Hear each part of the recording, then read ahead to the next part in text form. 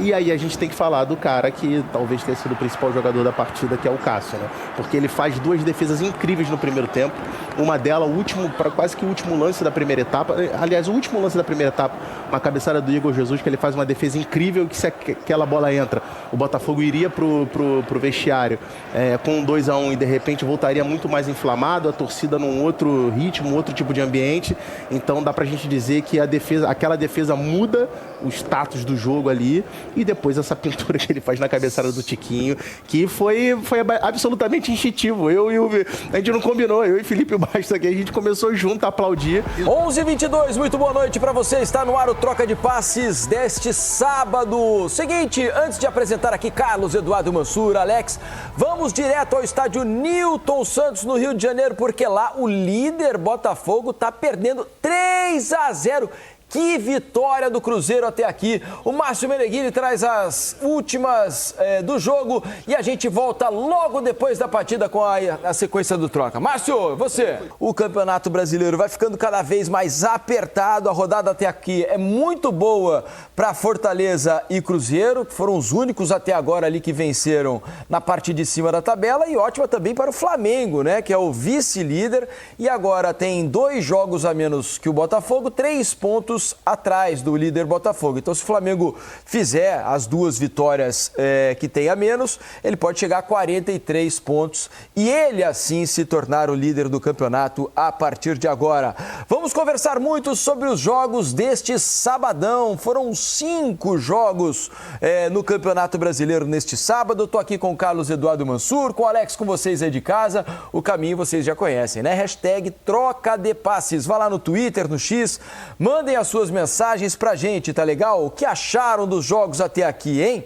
Queremos ouvi-los, certo? Como também quero ouvir Carlos Eduardo Mansur. Mansur, uma rodada de resultados não inesperados no total, mas principalmente a derrota do Palmeiras no Allianz Parque para o Vitória, essa surpreendeu bastante, porque o placar, sim, elástico, 3-0 do Cruzeiro sobre o Botafogo, não a vitória do Cruzeiro, que já tem sido dito por nós aqui, que é um dos grandes times do campeonato, né, Mansur? Boa noite. Boa noite, Felipe. Boa noite, Alex, todo mundo que assiste o Troca. Agora, também, de todo modo, o Cruzeiro visita o Newton Santos. Ele não é o favorito do jogo, porque o Botafogo é muito forte jogando no seu estádio. Mas, evidentemente, pela disparidade de forças, nível de investimento, posição na tabela, o resultado do Vitória contra o Palmeiras ele é bem mais surpreendente. A rodada, em tese, ela deixa o Flamengo numa situação boa para amanhã, se fizer o resultado, se tornar o líder do campeonato, mesmo tendo disputado um jogo a menos do que o Botafogo e do que alguns concorrentes. E dos jogos de hoje, assim, a gente começou a ver um campeonato sendo bastante influenciado pelas Copas no meio da semana, com decisões de escalação que visivelmente privilegiavam as partidas de mata-mata que virão no meio da semana da Copa do Brasil, e a gente viu alguns resultados e que só o futebol é capaz de produzir, né? Se a gente olha para os números desse... É óbvio, gente, que o Cruzeiro sai merecidamente vencedor do jogo no Newton Santos. E eu sei que eu posso ser voto vencido nisso. Eu acho que a gente estava diante de um jogo que teve longe de ser uma partida desequilibrada entre os dois lados. Só que você sai com um placar de 3-0 porque o futebol permite essas coisas. Se você olha para o número de finalizações, 20 finalizações do Botafogo contra 12 do Cruzeiro. Você pode alegar que esse número não diz tanto. Número de defesas do John, 2. Número de defesas do Cássio, que foi brilhante no jogo, 10. E se você olha para os gols esperados, que medem, a partir de cada finalização, a probabilidade daquela bola entrar, o Botafogo produziu para 2,27 gols. O Cruzeiro para 0,63 e marcou 3 vezes. Agora, o Cruzeiro tem enormes virtudes, o Cruzeiro entra de vez para mim na disputa do campeonato e o Cruzeiro só tem o Campeonato Brasileiro no seu calendário. Isso pode fazer muita diferença, né? Nesse segundo semestre, ao contrário de outros concorrentes que têm 2 competições para disputar. Casos, por exemplo, de Botafogo, de Palmeiras, de Flamengo, de Fortaleza e São Paulo, né? Só para citar alguns aqui. Alex, que belo futebol está jogando o Cruzeiro. O Mansur falou aqui, realmente, talvez o placar tenha sido muito alargado para o que foi o jogo, mas o Cruzeiro, a beleza dos gols do Cruzeiro... Eu cometi um erro. Cometi um erro. Qual foi? O Cruzeiro tem a Copa Sul-Americana. Isso. Copa Sul-Americana, Cruzeiro exatamente. não tem só Mas uma competição a menos já já ajuda, Copa do Brasil. né? Por exemplo, essa semana ele tem livre, mas ele não, no calendário dele tem a Copa Sul-Americana. Ele não está só com o Campeonato Brasileiro, não. Alex, chamou muito a atenção a beleza dos gols do Cruzeiro hoje contra o Botafogo. Todos de jogadas construídas, ora em contra-ataque, ora em bola no pé, saindo desde trás, construção, transição e finalizações muito assertivas. É um nível de jogo muito maduro. Esse Cruzeiro tá mostrando até aqui no campeonato. Não, Alex? Boa noite. E em crescimento com os reforços que chegaram, né? Tudo bem, Alex? Boa noite, Felipe. Tudo bem? Graças a Deus. Eu tô very good, very well. Igual o Cruzeiro e Vitória da Bahia. Hoje tá tranquilo, né? Boa noite, Mansur. Todo mundo que tá em casa. O legal de falar, eu concordo plenamente com o Mansur. A Vitória teve, lógico, a eficiência, a eficácia do Cruzeiro. Só que o Cássio realmente ele fez todas essas defesas, tiveram 4 ou 5 defesas dificílimas, né? Uhum. Então, isso encorpa ainda mais, na verdade, que todo grande time, ele naturalmente já tem esse grande goleiro diferente por tudo que até o Anderson ele vinha jogando super bem antes. Só que o Cruzeiro, a grande diferença, o que está acontecendo com o Cruzeiro? Ele em todos os setores, ele está funcionando bem. Em todas as fases do jogo, ele vem funcionando bem, né?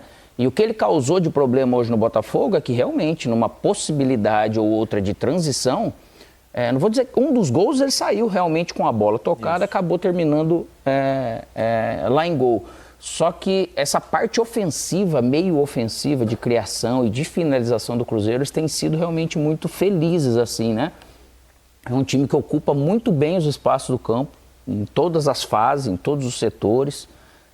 Os jogadores, às vezes, eles trocam realmente de posição de uma maneira muito consciente, com mão de treinador. Realmente, principalmente na saída de bola, né, Alex? Isso, você pode perceber que ninguém fica estático na sua função com a marcação.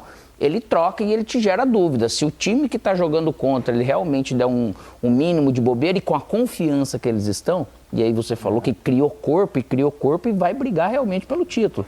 Isso é um fato. E eles não vão abrir mão acredito, por causa de Sul-Americana e tudo. Apesar de um time, quando vive esse momento, ele tem que aproveitar. E o Cruzeiro está aproveitando super bem. Um grande resultado hoje, mas junto com o futebol que ele vem hoje, a gente às vezes em alguns momentos a gente fala isso, ele está entre os melhores, futebol, vamos dizer, mais bem jogado hoje em dia, acaba sendo o Cruzeiro. O Cruzeiro tem uma coisa que eu acho magnífica de ver, que é como ele oferecem apoios para quem está com a bola e quem toca a bola já ultrapassa para receber. Me sopraram aqui que a gente pode já botar a análise tática do gol, do primeiro gol do Cruzeiro, porque ela a análise ou a entrevista agora, Tio? Vamos à análise, então. Análise, pode ser, Mansur. Vamos lá. Vamos lá. Ela nasce de um arremesso lateral para o Cruzeiro, porque parece... Isso. O fim da jogada parece que é um contra-ataque, uma roubada de bola, mas não. É uma construção longa e magnífica do Cruzeiro. Essa bola vem... Mais de 30 segundos, hein, Mansur? Isso. Mais de 30 segundos. Ela vai voltar na linha de zaga e o Botafogo vai tentar encaixar uma pressão. Aliás, os dois times tentaram pressionar de maneira agressiva no jogo. Aqui o Botafogo pressionava. Está aqui o Igor Jesus olhando o Djalma. Isso é o lance do primeiro gol, né? E o lance do primeiro gol. É o Tiquinho com o João Marcelo. Aqui você teve o Tietê foi saltando no Lucas Romero. E aqui o Savarino com o William. Isso só uma consideração, Mansur? Claro. Reparem na qualidade do campo. Num campo ruim, essa saída de bola do Cruzeiro não aconteceria. Perfeito. Reparem na qualidade do campo. Perfeito. Isso tem aqui uma coisa que me surpreendeu aqui. O Matheus Henrique vem receber essa bola e quem faz esse salto é o Marçal. Por vezes isso acontecia também aqui do lado direito, quando o Damian saía no Marlon. E isso deixou o Rauter em situação difícil muitas vezes contra o Lautaro Dias. E ele tomou, situação corajosa e perigosa. Perigosa. Né? Aqui quem estava assumindo esse risco era o Bastos com um dos atacantes. Mas o que eu quero chamar a atenção agora é o que o Cruzeiro faz quando ele tem a bola. Está aqui o William. Repara o tocar e passar. Isso vai ser um comportamento quase sempre, vai acontecer o tempo todo nessa jogada. Ó. Vai tocar e já vai passar para aproximar a jogada. Vou apagar aqui, porque aqui está o Matheus Henrique. Já mudou o setor e não tem problema essa troca de jogadores. O William virou o Matheus, vamos dizer assim. Ó, já vai ele se aproximar. Tocou, não ficou parado. Isso, já apareceu um outro apoio por aqui. Uhum. E vai ser o Lucas Romero. O Tietê que ficou na dúvida. Isso. E quem deu o passe aqui por dentro, que foi o João Marcelo. Que já veio também. Também vai sair. Dando. E aqui tem um lance que para mim define tudo. O passe no meio dos dois, né? Ele atrai Dois jogadores da pressão. E se o Lucas Romero tivesse parado aqui, um exemplo, mesmo assim ia ficar sobrando uma outra opção do João Marcelo ali. Ó. Olha a visão do Matheus Henrique. Ele vai estar de costas pro lance. Que aí era o lance, né, Felipe? A gente estava vendo lá. Aí era a oportunidade de ter roubado, né? O movimento por trás também vai ajudar a criar a linha de passe, porque sempre quem tocou se movimenta nesse time do Cruzeiro. Ó, e o Cruzeiro vai sair com a bola. A partir daí, o Botafogo, que tinha vários jogadores tendo sido atraídos para esse lado da jogada, cria um lado frágil por aqui. O Romero. Você foi 6 e jogador mal posicionado por causa dessa troca. Porque o Romero que acompanhava o Marlon aqui já perdeu o Marlon. Sim. Que vai receber do outro lado. A partir daí é o desenrolar da jogada contra uma defesa que já está fragilizada. Olha aqui. Olha a velocidade do Matheus Henrique, o Mansur. Olha quantos jogadores o Cruzeiro vai chegar na área do Botafogo. Importante. O Botafogo está chegando aqui contra 3. 6 contra 3 e 2 jogadores tentando essa recomposição. Um negócio importante nisso é que os jogadores de frente não estavam desesperados para vir aqui no seu campo defensivo para pegar a bola. Esperaram a chegar lá. Gente, é um golaço. É uma construção absolutamente espetacular. O que o Cruzeiro tem de fluidez com bola, de ultrapassagem, de apoio, de troca de passes. E outra coisa que o Cruzeiro faz que me impressiona muito. Ele assume um risco na sua maneira de pressionar que é rara de ver nesse campeonato. O Cruzeiro, quando vai pressionar o adversário, especialmente num tiro de meta, ele não faz duas linhas de 4 por trás dos 2 homens na frente, ou um atacante com os 2. Ele coloca 3 homens na frente, em geral o Matheus Pereira no centro, os 2 atacantes de lado, e os 3 homens por trás, os 3 meias, que hoje, no caso, Lucas Romero, Matheus Henrique e Barreal, eles têm, por vezes, que cobrir e balançar toda a lateral do campo, toda a largura do campo fica para eles. E eles fazem muito bem, de uma maneira muito bem coordenada. Se a bola sai pelo lado direito, todos eles balançam para o lado esquerdo defensivo. Se a bola sai pelo lado esquerdo, todos balançam. O Botafogo, aí tem uma virtude que o Botafogo teve no jogo, e não é por causa do 3-0, significa que o Botafogo fez tudo errado. Não. Eu acho que o Botafogo se expôs defensivamente muito em alguns momentos. Se descoordenou na perda da bola muitas vezes e ofereceu contragolpe. Mas também ele sabia claramente como atacar o Cruzeiro. Muitas vezes, saída dessa primeira pressão, inversão de lado para o lado em que esses 3 homens não estavam cobridos. O Tiquinho, para mim, fez um belo jogo como pivô, invertendo. Sim. E achando o Damian Soares várias vezes em inversão. E outro ponto que me preocupava no Botafogo de hoje, só para encerrar, que era o casamento Tiquinho e Igor Jesus. Acabar o programa já? Não. Para encerrar essa minha fala, que está longa. Tá bom.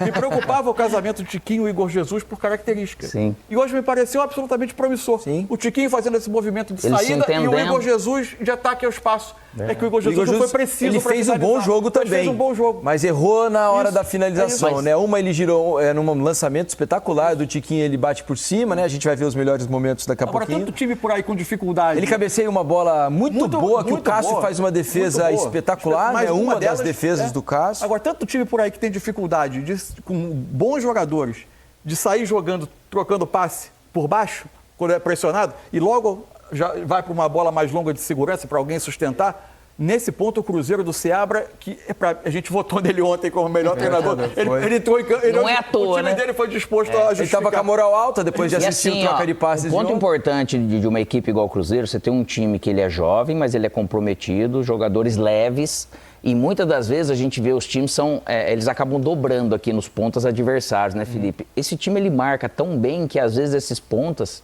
você pode ver o Luiz Henrique hoje, ele não teve vida fácil com o Marlon. A saúde física vai dar um tapa, uma leitura, o tipo de informação que esse time do Cruzeiro ele tem, às vezes você pode já estar bem posicionado, esperando uma roubada de bola para você dar seguimento. E alguns outros times, às vezes, eles estão mal posicionados porque ele precisa dobrar para fazer essa ajuda no momento que você está sem a bola. Então, o Cruzeiro está muito redondo. E vive talvez a sua grande noite de afirmação desse novo momento do clube, né?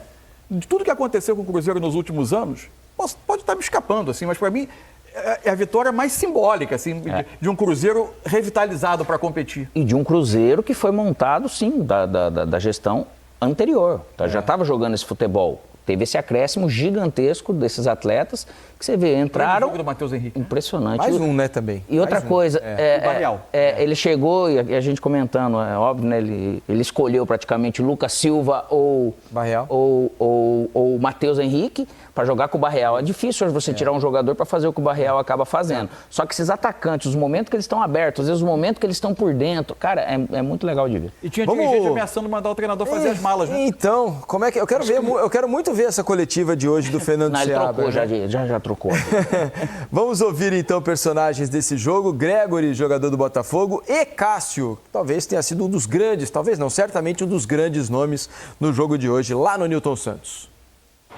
A torcida apoiou no final porque sabe o trabalho bem feito que a gente vem fazendo. É um trabalho de muita seriedade.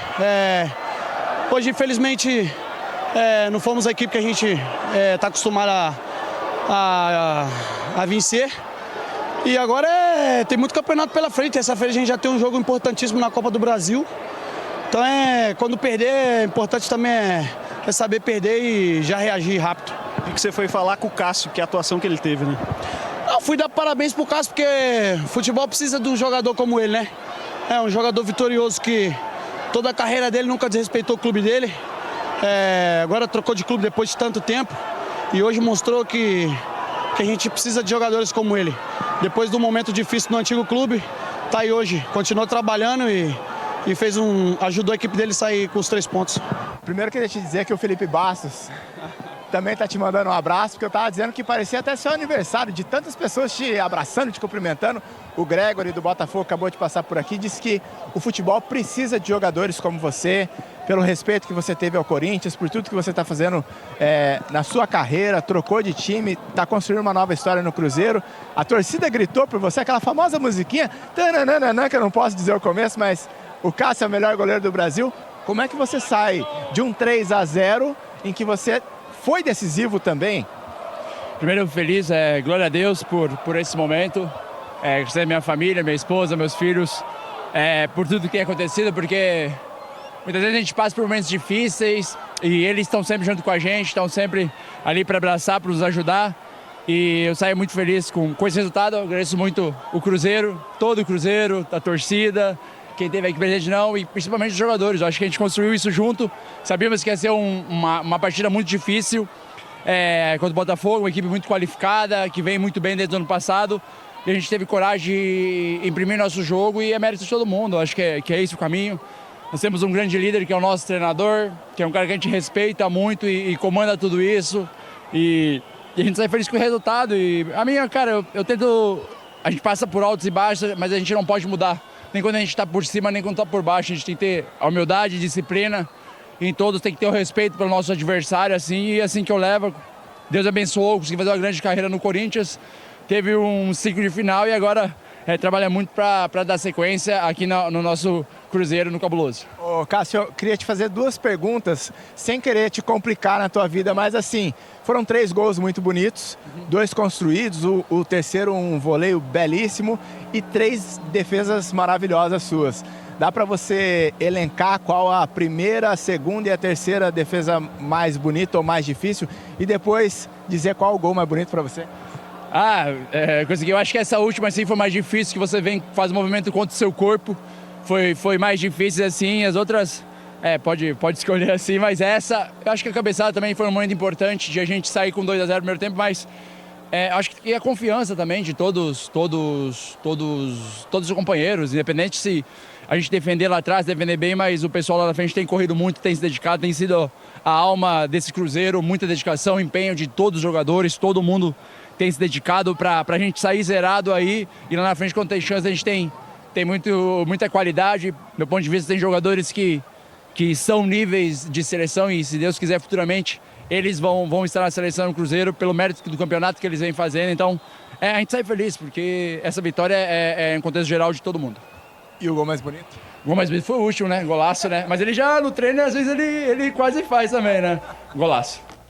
Foi um golaço, realmente, um dos mais bonitos do campeonato, o gol do Barreal. Antes da gente conversar mais aqui sobre as entrevistas, deixa eu colocar o nosso pessoal da transmissão aqui para conversar com a gente no Troca de Passes, eles que estão lá no Newton Santos, Márcio Meneghini, Pedro Moreno e Felipe Bastos, para falar mais sobre esse grande de futebol. Aliás, falar sobre jogos do Botafogo e de grandes jogos é chover no molhado, porque todo jogo do Botafogo a gente tem repetido aqui, seja o Botafogo ganhando ou perdendo, como no caso de hoje, o Botafogo tem proporcionado grandes jogos para quem gosta de futebol. E hoje não foi diferente, vocês tiveram a sorte de presenciar ao vivo por aí, né, Márcio? Bem-vindos, meus amigos. Nunca é uma noite qualquer aqui no Newton Santos, né? Tudo bem, Diniz, Mansur, Alex? Olha, rapaz, uma verdadeira exposição de arte aqui no Newton Santos. Estou aqui com o Pedro Moreno, com o Felipe Bastos e quero até contar um bastidor, né? Depois dessa bela entrevista do Cássio, aliás, só um parênteses, né? Muito legal, o brilho nos olhos, parece um garoto, né? O cara vai jogar uns 10, 15 anos, é impressionante, um cara muito legal, o Cássio. Agora, os dois aplaudiram aqui 2 vezes, cara, e isso é muito legal, né? Algo natural de quem ama e acompanha o futebol, o golaço do Barreal e a última defesa, a mesma que o Cássio escolheu, porque realmente uma noite de muita inspiração do Cruzeiro, que merece aplausos, né, Felipe Bastos? Boa noite mais uma vez, meu amigo. Merece muito aplauso. Boa noite a todos da bancada. O Cruzeiro, ele fez um jogo belíssimo, assim, taticamente.